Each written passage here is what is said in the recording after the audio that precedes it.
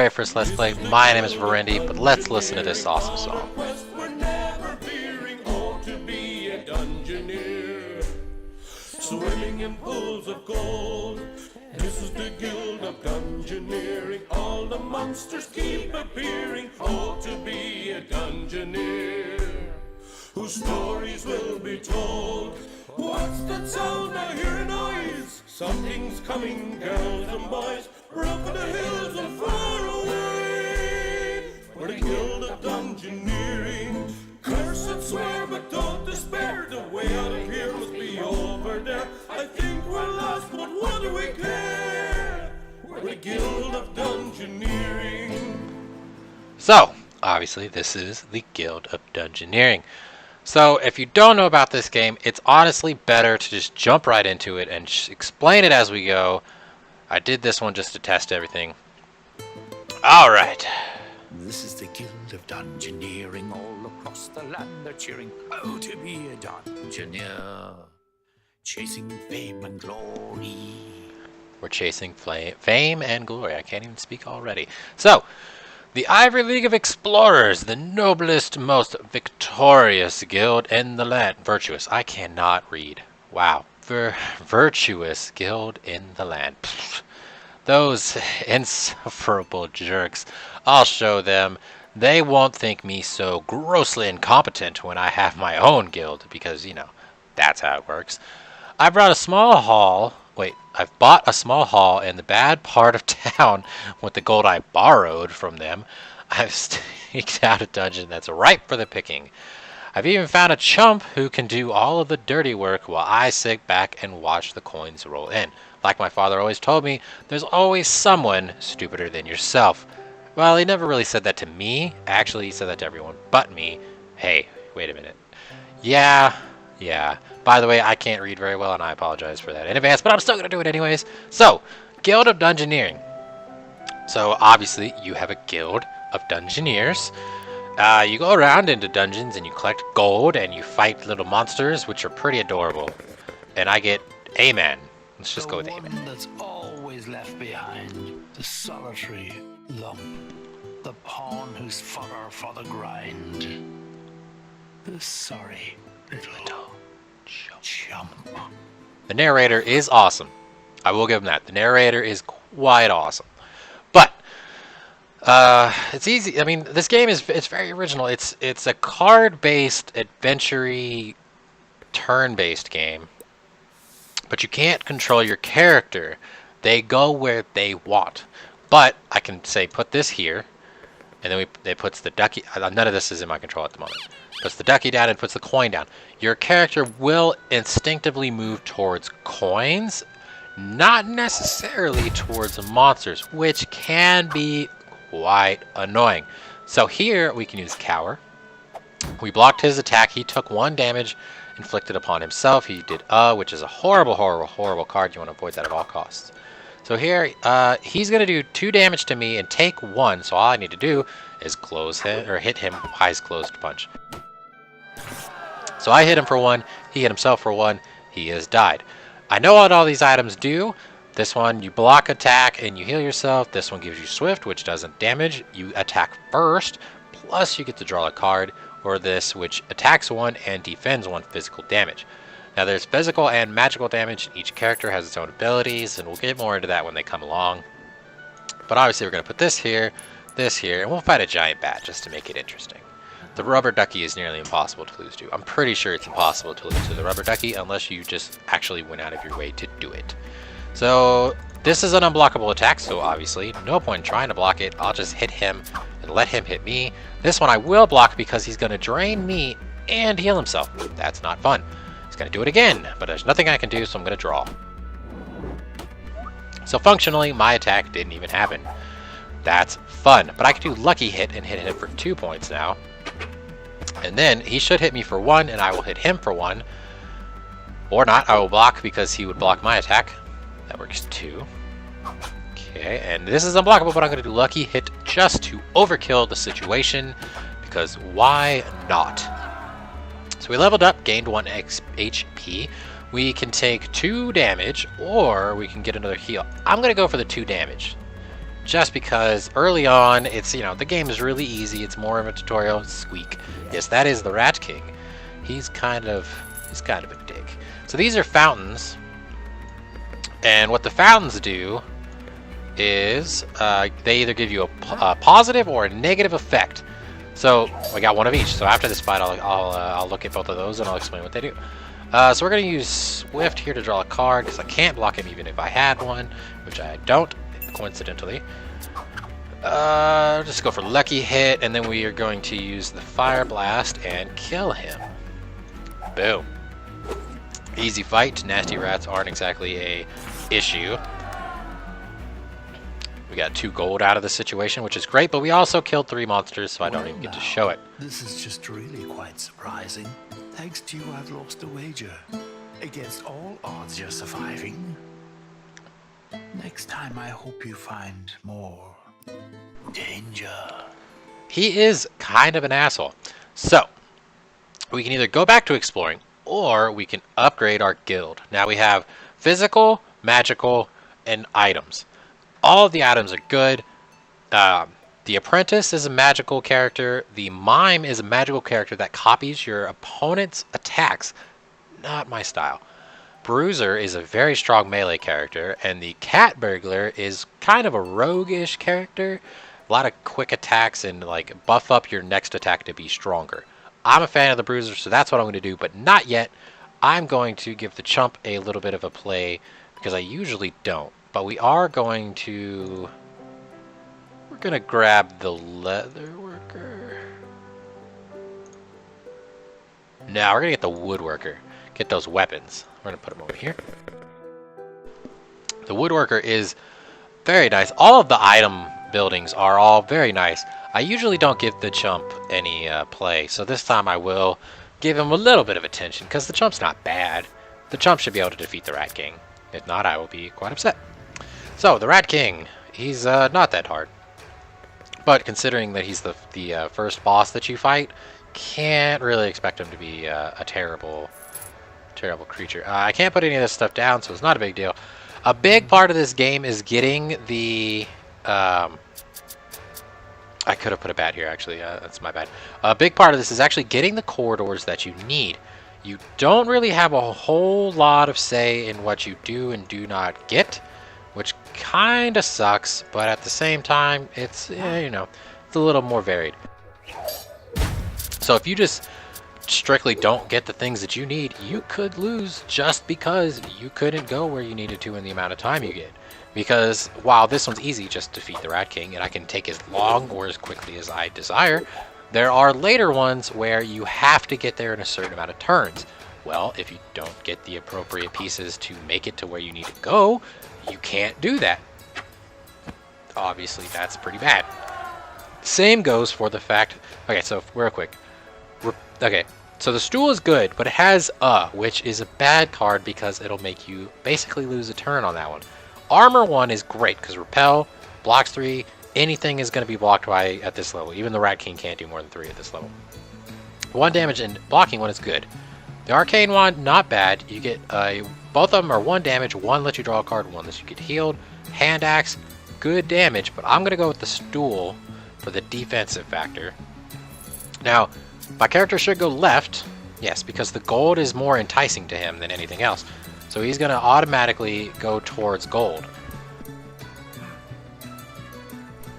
Now, later on, you can get royally screwed sometimes when you need to go a certain way and your character doesn't want to. So this would have made me discard a card, so I'm obviously going to block that. Here, I'm going to block and do damage to him, and he's going to hurt himself in the process, so that's very nice. We'll just go ahead and hit him for 2. I don't think we're going to need Repel for the Ratman. We might need it for the boss, but even then, we probably really won't need 3 blocking. We'll probably block a 2 at best, like here. Perfect timing. And he kills himself, which is all that I care about. Okay, so the middle coif, terrible item. Plus 2 health, great. 2 cards, very, very bad. So the only reason you would ever use this is if you have a lot of, like, draw an extra card to help negate these being there. 1 damage plus counter does kind of negate the card, but I'm just going to go for the damages from the cooking pot. It's not the best helmet in the world, but right now it's up there and one of the best. Chitter, chitter. Okay, so here, if I put this here, see how he goes for the bigger gold. So he's going to go out of his way to go towards a bigger gym when he has one right in front of him. Not always beneficial for you. In this particular case, I don't care. So this enemy has Fury, which means if he's below half health, he will do 1 extra damage. Not a big deal at the moment, but it will be once he's down to 3 hearts. So you want to strategically get him there the best you can. So if I hit him here, he will be down to 3 and he will start doing double damage. So I'm not. I'm going to block. And now I will hit him. Hits me for 1. I hit him for 1. And now I can do slam. I do 2 damage. He suffers 1 damage. He dies. So there you go. Fury is one of the more annoying things that you can have on an enemy. Okay, so obviously I don't want the glyph because that's going to take away my stool. The cloak is good because it has a draw and it has a quick attack. The stiletto has a quick attack and a draw in 1, plus a 2 damage attack. So I'm going to go with the stiletto for now because there are better body pieces. There's not a whole lot of better melee.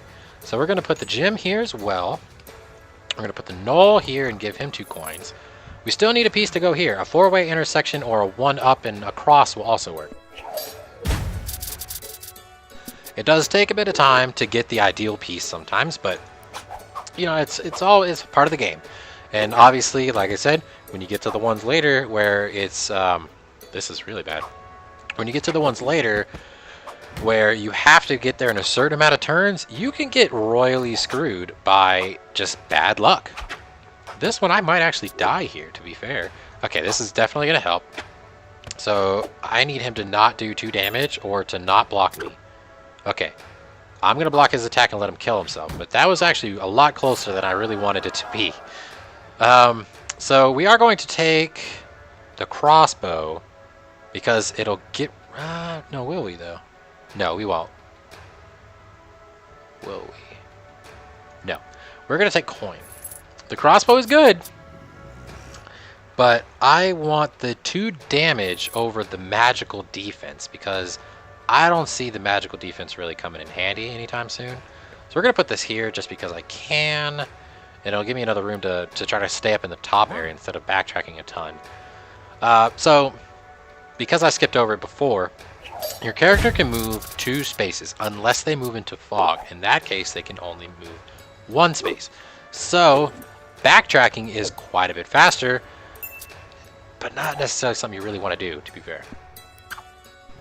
That was the first time we ever drew the card, which is good because I have 3 other cards in my hand, so I don't really mind. This Fire Blast here just because it really doesn't matter what I do, because I'm going to kill him here. Now the Neurotoxin doesn't bother me. Usually it would, and that is one of the only times you'll ever see it discard a bad card. Almost always it will discard a good card. I will trade Swift for the 3 damage of the axe. That is happening. Might not have been the best possible choice, but it wasn't a bad choice. Maybe it was. So just because I think it's going to happen, we're going to go ahead and assume that I'm going to backtrack. And we'll put these... I left a space because I can move 2. So I'm going to stop at those anyway. Well, I actually wouldn't, to be fair. I will... I'll explain that in a second. So I'll use Smash because that's a great ability. And that put him at half health. So he's going to start doing double damage. So here's going to... Or not double, sorry. 1 extra damage. So this will kill him though, because I'll do 2 and he'll suffer 1, but he did do 3 damage to me, which in itself is pretty scary. At this level, anyways. Later on in the game, 3 damage is nothing. Okay, so, and my next move, I'll move here, and then I'll move to here, and then I'll stop here now. So I'm going to go ahead and do this and this because I will stop, and I'm going to put a fountain here and hope for the good one. It is not, so I will avoid that. Thankfully, your character will not just wander into a fountain just because there's one there. They will only go into a fountain if you encourage them to do so. So that's good. Don't have to worry about it too much. 2 damage for 2 damage is totally fine with me. The little chump is getting a workout here. Now the chump is a terrible character. It's absolutely bad. Like all of its abilities are pretty weak.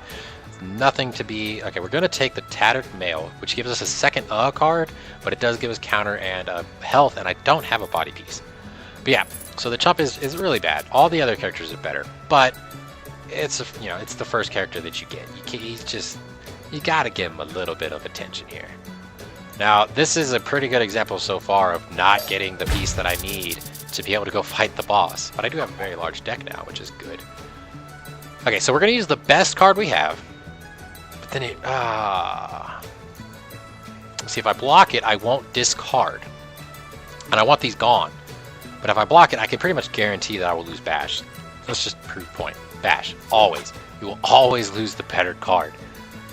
Alright, I'm going to block one because I can't just keep tanking all this damage. I have to hit him. Okay, that's good enough. I need a draw card right now, to be fair. Okay, I can do 3 damage to him. Boom, boom, boom. And now he has Fury, so he's going to hit me for at least 2. Okay, I will block this. And now we do Fire Blast and I win. Okay, so that was one of the bad situations where I got both of my cards in the exact same turn. Not something that you ever want to happen. Now Rekindle is good because it'll allow me to regenerate a health, but I'm just going to go ahead and take the gold. Now please give me a 4-way intersect. There it is. Okay, so we're going to do that because he's going to go here anyways. Even if I put this behind him, he still would have done it. So I'll put a Ratman here just because I have to stop in that square regardless. I might as well fight something just to make it a little bit more interesting. If I wasn't having to stop there, I wouldn't because I want to actually get to the boss, and it happened again. So 2 damage for 2 damage is fine. I would really like him to give me a discard right now because then I can, use my good ability and it'll discard one of the for me, which is good. And he's dead. That was actually closer than it needed to be thanks to the cards being in my hand, but I did get to rush him down. None of these are appealing. Thankfully, I do know what most of the items are in the early game status anyways, that I don't have to check everything all the time. So that is a good thing. But I'll still, for the first time I see something, I will look at it just so everybody can see what it does for anyone who's never seen this game before. So parry, that's not good. So we're going to go ahead and just do Fire Blast. Do 2 damage for 2 damage. He can't block my magic. Here, might as well just do 2 more. If I can do another 2-hitter, that'd be great, but I don't think that's going to happen. So we're just going to block. Cower. I guess it's more than blocking. So we'll do 1 damage, and he'll do 1 to himself. So that's all it took. There we go. Ratman has been defeated. Again, we will not take anything. It does kind of suck we have this 1 here, because I can't put this massive gem. I could put it here, and that'd be worth it. I think a massive gem is worth 1 extra turn. It's wasting a little bit more time, but yeah, getting stronger. At least there's that. So we'll block 1 hit, take 1 hit, do 3 damage to him. Can't complain about that. We definitely want to block, but we'll also do damage while we do it. Don't want to discard, ever. Unless I absolutely have to, I will do everything that I can to not make myself discard. Okay, and finally, eyes closed punch for the win. That's an embarrassing way to get knocked out. Guy has his eyes closed and he still knocks you out. There's a problem. You should be ashamed of yourself. Okay, we're gonna assume that we'll get another gem at some point because I can put a coin on the boss. So it'd be nice to put a gem on him. Probably should have done that with that one, but I didn't think about it. I'm sorry. Never claim that I am a great player. All I can say is I am not terrible. So, that was quick and that was easy. We're about to find out whether or not my character wants to go for the gem or the boss. He's already going to go for the boss. Okay, so we'll just go ahead and drop coins. I should have done that because now he's going to go up there, but oh well. No gem for me. Is that a gold pouch? That is a gold pouch, Mr. Chump. Alright, Rat King. He has leader, which doesn't matter. 1 HP for surrounding minions doesn't really affect anything here. So he's not blocking, so let's not waste our unblockable attack. Here, I might as well... I mean, I'm going to lose something. Of course, I'm going to lose the better one, because that's how, RNG always works. I'll just go ahead and keep whittling him down as quickly as possible. So far, so good. Let's just kill him. He'll do 2 damage, suffer 1, I do 1, he dies. Rat King has been slain. And here comes the narrator. 3 cheers for your lucrative plundering after all your aimless. Ah, Caught up in all this doom and gloom of all the places you've wrecked, it's nice to have a big trophy room. A place to quietly reflect. so I put down the trophy room and it negated what he was saying. He's gonna talk again here. Tilnor. Not a gentle kind of dungeoneer, nor a poet or a muser, but one that fills the heart with fear. I give to you the Bruiser. So I really love the Bruiser.